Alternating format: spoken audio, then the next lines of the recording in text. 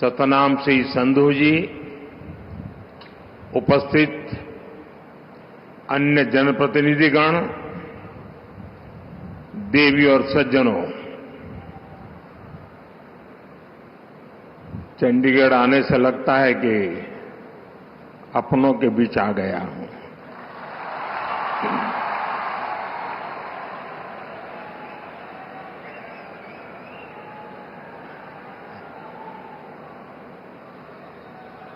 चंडीगढ़ की पहचान शक्ति स्वरूपा मां चंडी का नाम से जुड़ी है। मां चंडी यानी शक्ति का वह स्वरूप जिससे सत्य और न्याय की स्थापना होती है। यही भावना भारतीय न्याय संहिता, नागरिक सुरक्षा संहिता के पूरे प्रारूप का आधार भी है। एक ऐसे समय में जब देश विकसित भारत का संकल्प लेकर आगे बढ़ रहा है, जब संविधान के 75 वर्ष हुए हैं, तब संविधान की भावना से प्रेरित भारतीय न्याय संहिता का प्रभाव प्रारंभ होना, उसका प्रभाव में आना एक बहुत बड़ी शुरुआत है। देश के नागरिकों के लिए हमारे संविधान ने जिन आदर्शों की कल्पना की थी, उन्हें पूरा करने की दिशा में ये ठोस प्रयास है। ये कानून कैसे अमल में लाए जाएंगे, अभी मैं इसका लाइव डेमो देख रहा था और मैं भी यहां सबसे आग्रह करता हूं कि समय निकाल करके इस लाइव डेमो को जरूर देखें। लॉ के स्टूडेंट देखें, बार के साथी देखें, जुडिशरी के भी साथियों को अगर सुविधा हो वे भी देखें। मैं इस अवसर पर सभी देशवासियों को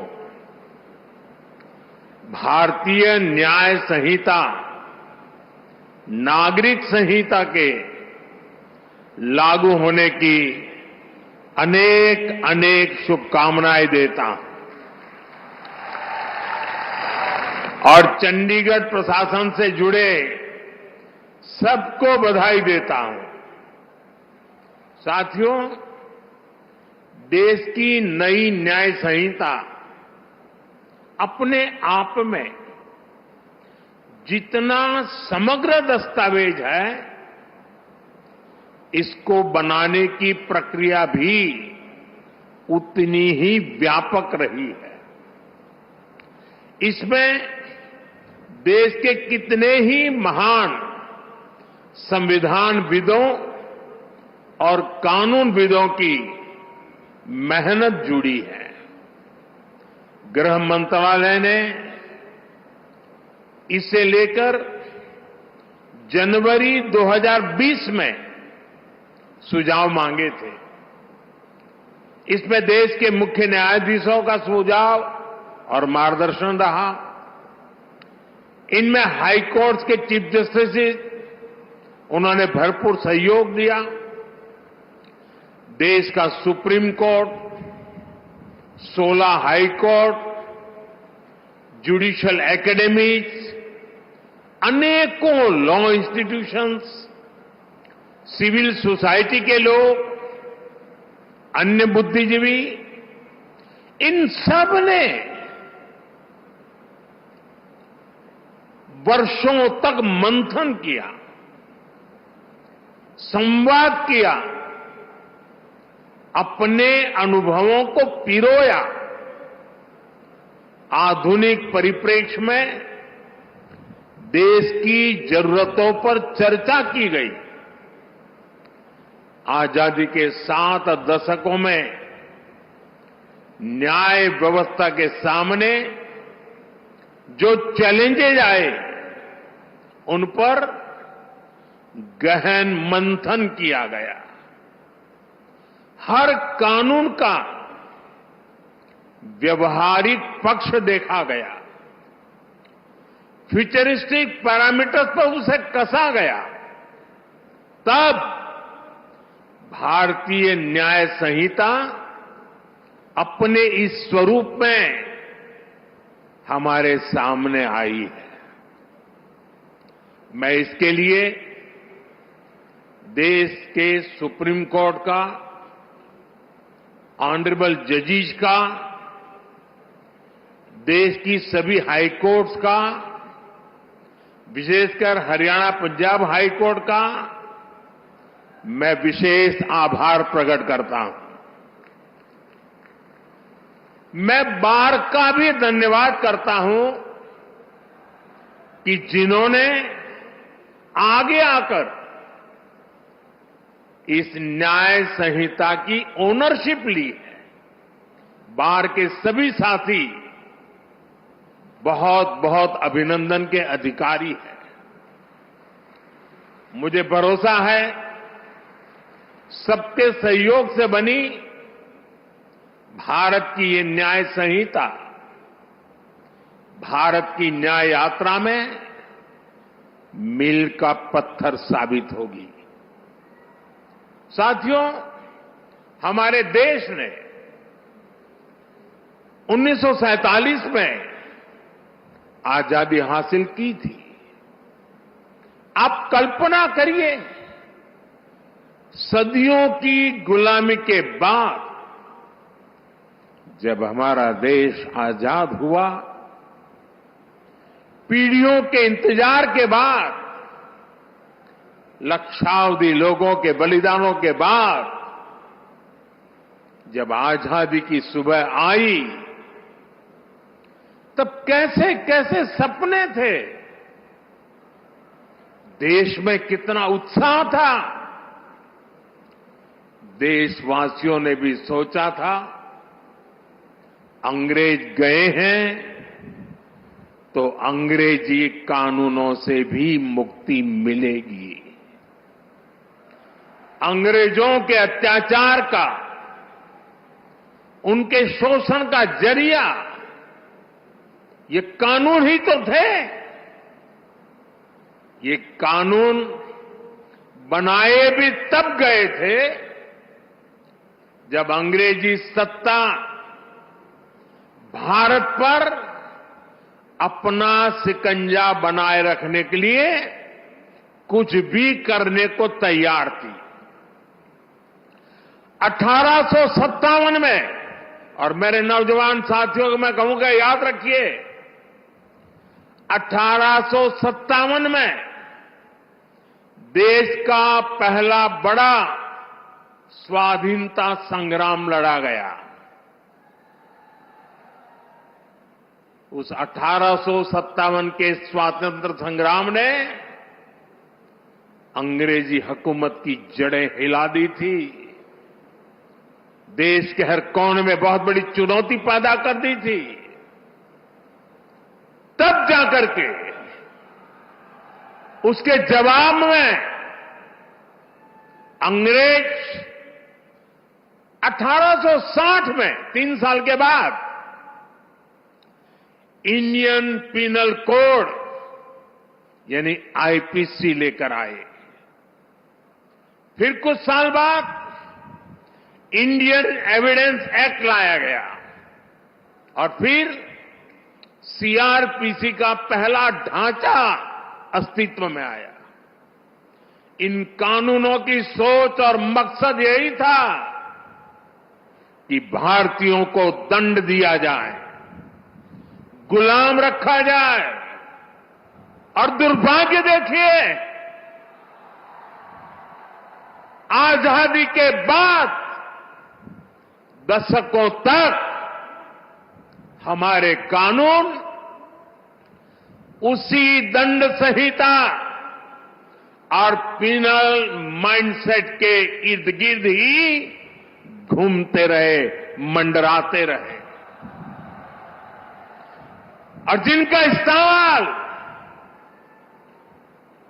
नागरिकों को गुलाम मानकर होता था। समय समय पर इन कानूनों में छोटे मोटे सुधार करने के प्रयास हुए, लेकिन इनका चरित्र वही बना रहा। आजाद देश में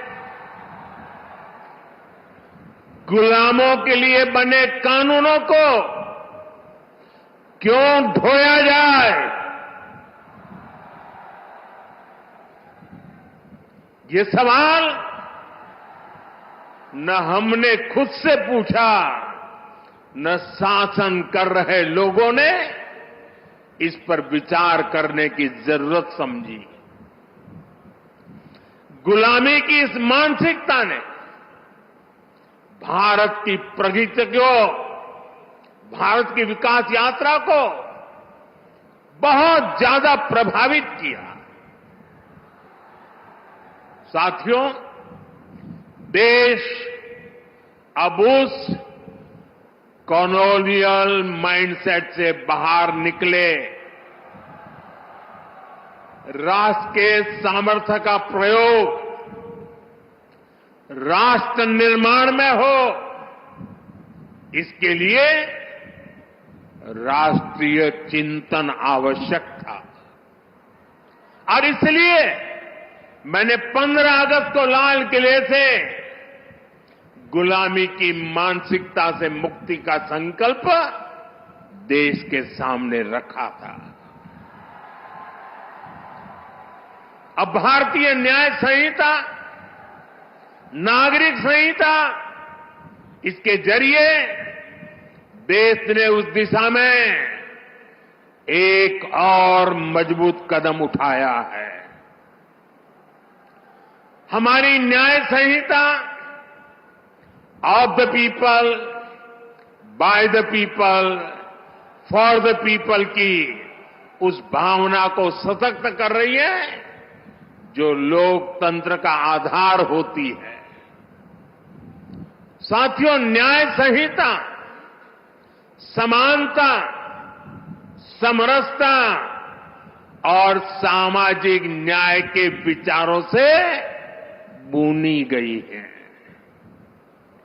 हम हमेशा से सुनते आए हैं कि कानून की नजर में सब बराबर होते हैं, लेकिन व्यवहारिक सच्चाई कुछ और ही दिखाई देती है। गरीब, कमजोर व्यक्ति कानून के नाम से डरता था।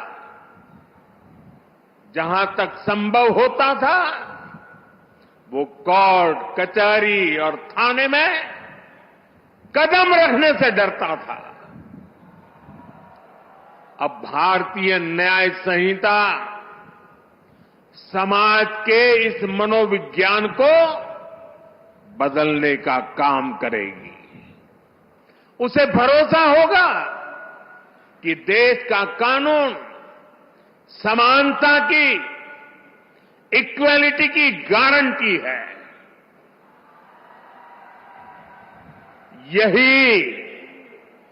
यही सच्चा सामाजिक न्याय है, जिसका भरोसा हमारे संविधान में दिलाया गया है।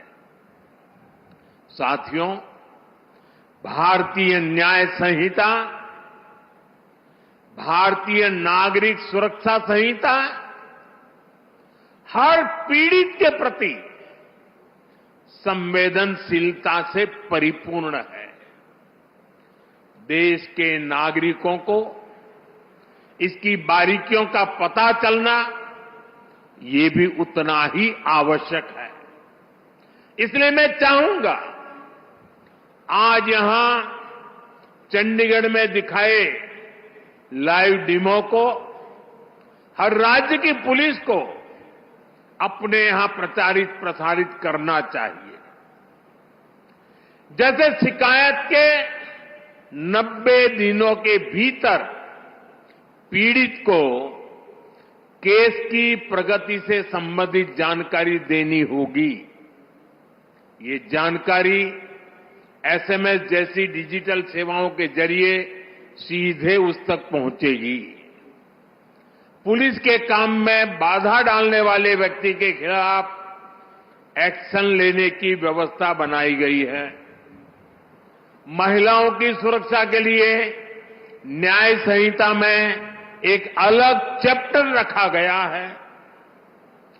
वर्क प्लेस पर महिलाओं के अधिकार और सुरक्षा, घर और समाज में उनके और बच्चों के अधिकार, भारतीय न्याय संहिता ये सुनिश्चित करती है कि कानून पीड़िता के साथ खड़ा हो।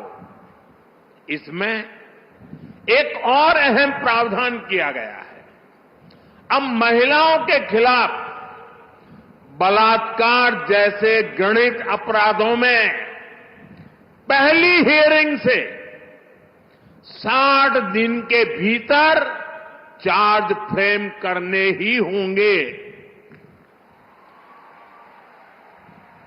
सुनवाई पूरी होने के 45 दिनों के भीतर भीतर फैसला भी सुनाया जाना अनिवार्य कर दिया गया है। ये भी तय किया गया है कि किसी केस में 2 बार से अधिक स्थगन एडजमेंट नहीं लिया जा सकेगा। साथियों, भारतीय न्याय संहिता का मूल मंत्र है सिटीजन फर्स्ट। ये कानून नागरिक अधिकारों के प्रोटेक्टर बन रहे हैं, ईज ऑफ जस्टिस का आधार बन रहे हैं। पहले एफआईआर करवाना भी कितना मुश्किल होता था, लेकिन अब जीरो एफआईआर को भी कानूनी रूप दे दिया गया है। अब उसे कहीं से भी केस दर्ज कराने की सहूलियत मिली है। एफआईआर की कॉपी पीड़ित को दी जाए, उसे ये अधिकार दिया गया है। अब आरोपी के ऊपर कोई केस अगर हटाना भी है तो तभी हटेगा जब पीड़ित की सहमति होगी। अब पुलिस किसी भी व्यक्ति को अपनी मर्जी से हिरासत में नहीं ले सकेगी। उसके परिजनों को सूचित करना, ये भी न्याय संहिता में अनिवार्य कर दिया गया है। भारतीय न्याय संहिता का एक और पक्ष है उसकी मानवीयता, उसकी संवेदनशीलता। अब आरोपी को बिना सजा बहुत लंबे समय तक जेल में नहीं रखा जा सकता। अब 3 वर्ष से कम सजा वाले अपराध के मामले में गिरफ्तारी भी हायर अथॉरिटी की सहमति से ही हो सकती है। छोटे अपराधों के लिए अनिवार्य जमानत का प्रावधान भी किया गया है। साधारण अपराधों में सजा की जगह कम्युनिटी सर्विस का विकल्प भी रखा गया है। ये आरोपी को समाज हित में सकारात्मक दिशा में आगे बढ़ने के नए अवसर देगा। फर्स्ट टाइम ऑफेंडर्स के लिए भी न्याय संहिता बहुत संवेदनशील है। देश के लोगों को ये जानकर भी खुशी होगी कि भारतीय न्याय संहिता के लागू होने के बाद जेलों से ऐसे हजारों कैदियों को छोड़ा गया है जो पुराने कानूनों की वजह से जेलों में बंद थे। आप कल्पना कर सकते हैं, एक नई व्यवस्था, नया कानून नागरिक अधिकारों के सशक्तिकरण को कितनी ऊंचाई दे सकता है। साथियों, न्याय की पहली कसौटी है समय से न्याय मिलना। हम सब बोलते और सुनते भी आए हैं, जस्टिस डिलेड, जस्टिस डिनाइड। इसलिए भारतीय न्याय संहिता, नागरिक सुरक्षा संहिता के जरिए देश ने त्वरित न्याय की तरफ बड़ा कदम उठाया है। इसमें जल्दी चार्जशीट फाइल करने और जल्दी फैसला सुनाने को प्राथमिकता दी गई है। किसी भी केस में हर चरण को पूरा करने के लिए समय सीमा तय की गई है। ये व्यवस्था देश में लागू हुए अभी कुछ ही महीने हुए हैं। इसे परिपक्व होने के लिए अभी समय चाहिए, लेकिन इतने कम अंतराल में ही जो बदलाव हमें दिख रहे हैं, देश के अलग अलग हिस्सों से जो जानकारियां मिल रही हैं, वे वाकई बहुत संतोष देने वाली है, उत्साहजनक है। आप लोग तो यहां भली बात ही जानते हैं, हमारे इस चंडीगढ़ में ही वाहन चोरी, व्हीकल की चोरी करने के एक केस में एफआईआर होने के बाद आरोपी को सिर्फ 2 महीने 11 दिन में अदालत ने सजा सुना दी, उसको सजा मिल गई। क्षेत्र में अशांति फैलाने के एक और आरोपी को अदालत ने सिर्फ 20 दिन में पूरी सुनवाई के बाद सजा भी सुनाई दी। दिल्ली में भी एक केस में एफआईआर से लेकर फैसला आने तक सिर्फ 60 दिन का समय लगा। आरोपी को 20 साल की सजा सुनाई गई। बिहार के छपरा में भी एक मर्डर केस में एफआईआर से लेकर फैसला आने तक सिर्फ 14 दिन लगे और आरोपियों को उम्र कैद की सजा हो गई।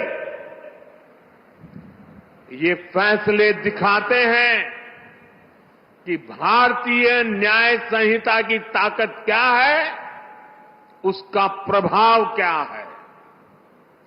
ये बदलाव दिखाता है कि जब सामान्य नागरिकों के हितों के लिए समर्पित सरकार होती है, जब सरकार ईमानदारी से जनता की तकलीफों को दूर करना चाहती है, तो बदलाव भी होता है और परिणाम भी आते हैं।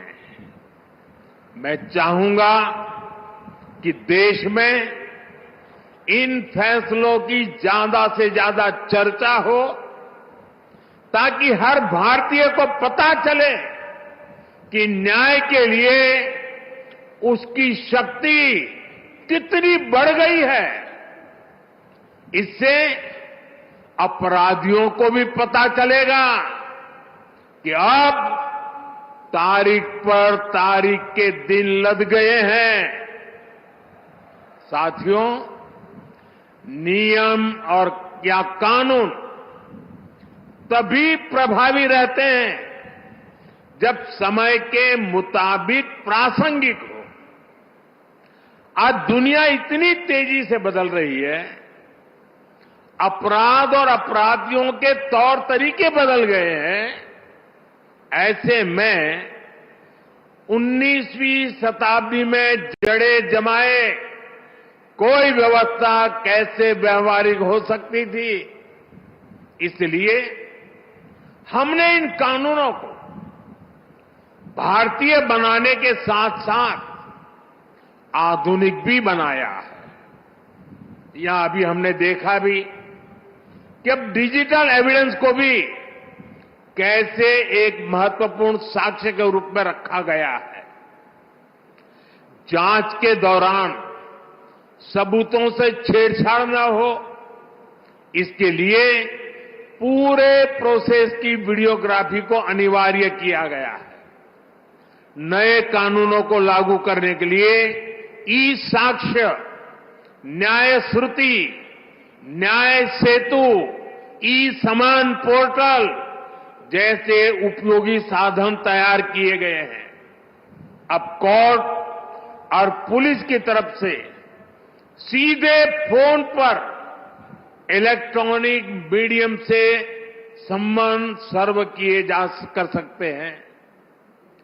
विटनेस के स्टेटमेंट की ऑडियो वीडियो रिकॉर्डिंग भी की जा सकती है। डिजिटल एविडेंस भी अब कोर्ट में मान्य होंगे, वो न्याय का आधार बनेंगे। उदाहरण के तौर पर चोरी के मामले में फिंगरप्रिंट का मिलान, बलात्कार के मामलों में डीएनए सैंपल का मिलान, हत्या के केस में पीड़ित को लगी गोली और आरोपी के पास से जब्त की गई बंदूक के साइज का मैच, वीडियो एविडेंस के साथ ये सब कानूनी आधार बनेंगे। साथियों, इससे अपराधी के पकड़े जाने तक अनावश्यक समय बर्बाद नहीं होगा। ये बदलाव देश की सुरक्षा के लिए भी उतने ही जरूरी थे। डिजिटल साक्ष्यों और टेक्नोलॉजी के इंटीग्रेशन से हमें आतंकवाद के खिलाफ लड़ने में भी ज्यादा मदद मिलेगी। अब नए कानूनों में आतंकवादी या आतंकी संगठन कानून की जटिलताओं का फायदा नहीं उठा सकेंगे। साथियों, नई न्याय संहिता, नागरिक सुरक्षा संहिता से हर विभाग की प्रोडक्टिविटी बढ़ेगी और देश की प्रगति को गति मिलेगी। कानूनी अड़चनों के कारण जो भ्रष्टाचार को बल मिलता था, उस पर लगाम लगाने में मदद मिलेगी। ज्यादातर विदेशी निवेशक पहले भारत में इसलिए निवेश नहीं करना चाहते थे क्योंकि कोई मुकदमा हुआ तो उसी में वर्षों निकल जाएंगे। जब ये डर खत्म होगा तो निवेश बढ़ेगा, देश की अर्थव्यवस्था मजबूत होगी। साथियों, देश का कानून नागरिकों के लिए होता है, इसलिए कानूनी प्रक्रियाएं भी पब्लिक की सुविधा के लिए होनी चाहिए। लेकिन पुरानी व्यवस्था में प्रोसेस ही पनिशमेंट बन गया था। एक स्वस्थ समाज में कानून का संबल होना चाहिए, लेकिन आईपीसी में केवल कानून का डर ही एकमात्र तरीका था। वो भी अपराधी से ज्यादा ईमानदार लोगों को, जो बेचारे विक्टिम हैं, उनको डर रहता था। यहां तक कि सड़क पर किसी का एक्सीडेंट हो जाए तो लोग मदद करने से घबराते थे। उन्हें लगता था कि उल्टा वो खुद पुलिस के पचड़े में फंस जाएंगे। लेकिन अब मदद करने वालों को इन परेशानियों से मुक्त कर दिया गया है। इसी तरह हमने अंग्रेजी शासन के 1500 से ज्यादा कानून, पुराने कानूनों को भी खत्म किया। जब ये कानून खत्म हुए तब लोगों को हैरानी हुई थी कि क्या देश में ऐसे ऐसे कानून हम ढो रहे थे, ऐसे ऐसे कानून बने थे। साथियों, हमारे देश में कानून नागरिक सशक्तिकरण का माध्यम बने, इसके लिए हम सबको अपना नजरिया व्यापक बनाना चाहिए। ये बात मैं इसलिए कह रहा हूं क्योंकि हमारे यहां कुछ कानूनों की तो खूब चर्चा हो जाती है, चर्चा होनी भी चाहिए, लेकिन कई अहम कानून हमारे विमर्श से वंचित रह जाते हैं। जैसे आर्टिकल 370 हटा, इस पर खूब बात हुई। 3 तलाक पर कानून आया, उसकी खूब चर्चा हुई। इन दिनों वक्फ बोर्ड से जुड़े कानून पर बहस चल रही है। हमें चाहिए हम इतना ही महत्वपूर्ण उन कानूनों को भी दें जो नागरिकों की गरिमा और स्वाभिमान बढ़ाने के लिए बने हैं। अब जैसे आज अंतर्राष्ट्रीय दिव्यांग दिवस है। देश के दिव्यांग हमारे ही परिवार के सदस्य हैं, लेकिन पुराने कानूनों में दिव्यांगों को किस कैटेगरी में रखा गया था? दिव्यांगों के लिए ऐसे ऐसे अपमानजनक शब्दों का प्रयोग किया गया था जिन्हें कोई भी सभ्य समाज स्वीकार नहीं कर सकता। हमने ही सबसे पहले इस वर्ग को दिव्यांग कहना शुरू किया। उन्हें कमजोर फील कराने वाले शब्दों से छुटकारा दिया। 2016 में हमने rights of persons with disabilities act लागू करवाया। ये केवल दिव्यांगों से जुड़ा कानून नहीं था, ये समाज को और ज्यादा संवेदनशील बनाने का अभियान भी था। नारी शक्ति बंधन अधिनियम अभी इतने बड़े बदलाव की नींव रखने जा रहा है। इसी तरह ट्रांसजेंडर से जुड़े कानून, मीडिएशन एक्ट, जीएसटी एक्ट, ऐसे कितने ही कानून बने हैं जिन पर सकारात्मक चर्चा आवश्यक है। साथियों, किसी भी देश की ताकत उसके नागरिक होते हैं और देश का कानून नागरिकों की ताकत होता है। इसलिए जब भी कोई बात होती है तो लोग गर्व से कहते हैं कि I am a law abiding citizen. कानून के प्रति नागरिकों की ये निष्ठा राष्ट्र की बहुत बड़ी पूंजी होती है। ये पूंजी कम न हो, देशवासियों का विश्वास बिखरे ना, ये हम सबकी सामूहिक जिम्मेदारी है। इसलिए मैं चाहता हूं कि हर विभाग, हर एजेंसी, हर अधिकारी और हर पुलिसकर्मी नए प्रावधानों को जाने, उनकी भावना को समझे। विशेष रूप से मैं देश के सभी राज्य सरकारों से अनुरोध करना चाहता हूं, भारतीय न्याय संहिता, नागरिक सुरक्षा संहिता प्रभावी ढंग से लागू हो, उनका जमीन पर असर दिखे, इसके लिए सभी राज्य सरकारों को सक्रिय होकर काम करना होगा।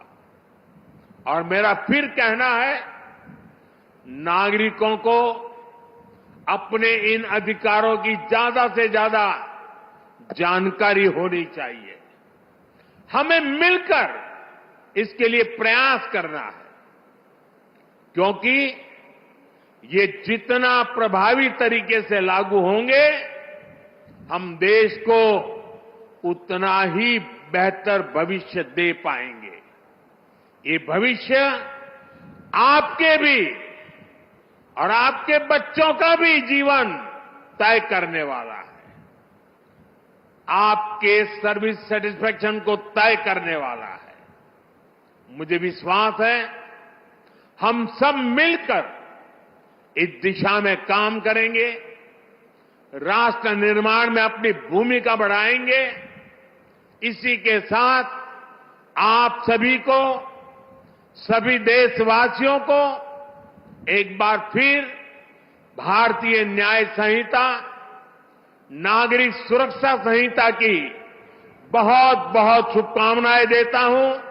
और चंडीगढ़ का ये शानदार माहौल, आपका प्यार, आपका उत्साह, उसको सलाम करते हुए मेरी वाणी को विराम देता हूं। बहुत बहुत धन्यवाद।